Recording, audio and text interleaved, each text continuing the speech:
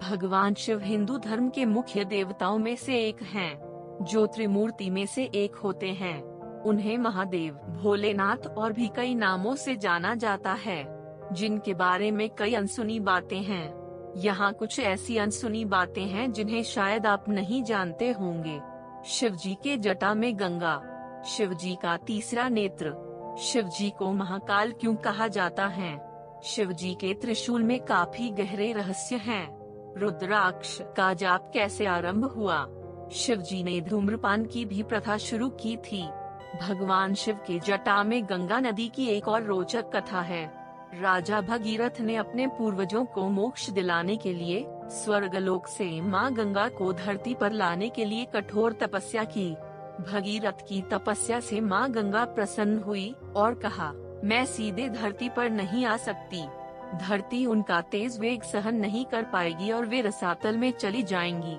इसलिए राजा भगीरथ ने भगवान शिव को अपने तप से प्रसन्न किया और उनसे प्रार्थना की।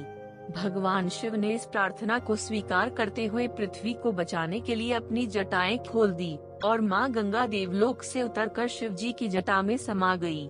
शिवजी की जटाओं में आते ही मां गंगा का वेग कम हो गया। इस तरह शिव की जटा से उतरी भागीरथी गंगा जाह्नवी कहलाई। यही कारण है कि जब लोग केदारनाथ धाम की यात्रा करते हैं तो उन्हें शिव की जटा में संग्रहित गंगा नदी को देखने का अवसर मिलता है। शिवजी का तीसरा नेत्र। शिवजी के तीनों नेत्र अलग अलग गुण रखते हैं, जिसमें एक नेत्र में सत्व गुण और दूसरे नेत्र में रजोगुण और तीसरे नेत्र में तमोगुण का वास है। शिवजी के त्रिनेत्र में से तीसरी आँख का महत्व बहुत अधिक होता है। शास्त्रों के अनुसार इस तीसरी आँख का नाम ज्ञान चक्षु होता है, जो कि ज्ञान की आँख होती है। यह आँख जब ही खुलती है तो समस्त जगत की जानकारी उन्हें प्राप्त हो जाती है। शिवजी की तीसरी आँख से वे सभी सत्य और असत्य को एक साथ देख सकते हैं और यह उनकी दिव्य शक्ति का प्रतीक है।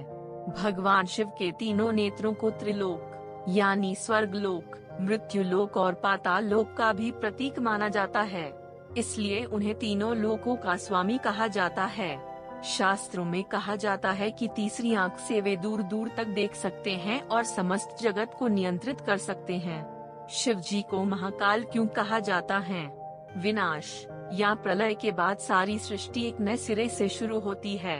ऐसे में सब कुछ उस प्रलय में विलय हो जाता है, अर्थात सभी समय के अंतर्गत ही आते हैं और सबका विनाश निश्चित है। इसी क्रम में न केवल सृष्टि बल्कि इंद्र, ब्रह्मा, यहाँ तक श्री विष्णु का भी विनाश और सृजन होता रहता है। इसीलिए यह सभी काल की परिधि में आते हैं। केवल विनाश के देव शिव ही काल की परिधि से बाहर रहकर काल अनुरूप सबका विनाश करते हैं। इस प्रकार महाकाल शिव को अद्वैत शक्ति, विनाश और सृजन का प्रतीक माना जाता है। वे काल और मृत्यु से परे हैं, इसलिए उन्हें महाकाल कहा जाता है। महाकाल के रूप में पूजा करने से शिव भक्तों को स्वयं को तपस्या, साधना और ध्यान में समर्पित करने की प्रेरणा मिलती है। शिवजी का त्रिशूल। शिवजी के त्रिशूल का यह विवरण उनकी शक्ति और सिद्धांतों को दर्शाता है। त्रिशूल एक दिव्य आयाम है जो शिवजी की शक्ति को दर्शाता है। इसमें 3 अंश होते हैं जो जीव, जगत और ईश्वर को दर्शाते हैं। त्रिशूल के एक मुख पर पूर्ण विश्व विजय का चिन्ह होता है जो शिवजी की सर्वशक्तिमानता को दर्शाता है। दूसरे मुख पर त्रिगुणात्मिका का चिन्ह होता है जो माया, उत्पत्ति और नष्टि की 3 गुणों का प्रतिनिधित्व करती है। तीसरे मुख पर त्रिदेव का चिन्ह होता है जो ब्रह्मा, विष्णु और महेश को दर्शाता है। रुद्राक्ष का जाप कैसे आरंभ हुआ? ऐसी मान्यता है कि जब माता सती का वियोग शिवजी को सहन नहीं हुआ, उन्होंने रुद्र रूप धारण किया था।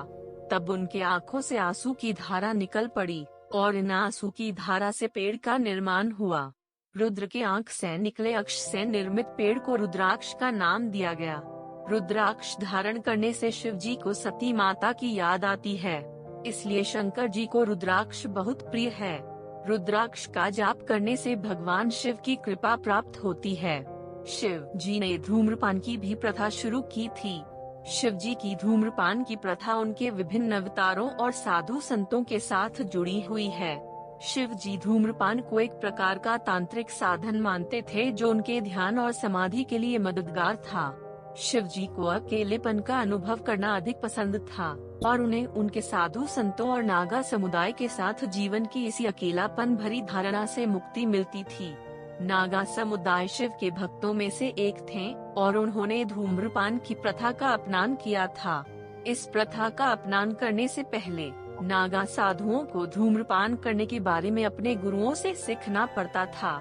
इस तरीके से धूम्रपान एक संस्कृति बन गया। दोस्तों, उम्मीद है आपको वीडियो पसंद आया होगा। वीडियो को देखने के लिए शुक्रिया। अगर आपको वीडियो अच्छा लगा हो तो लाइक करें और चैनल को सब्सक्राइब करें। अगली बार मिलते हैं एक नए वीडियो के साथ। धन्यवाद।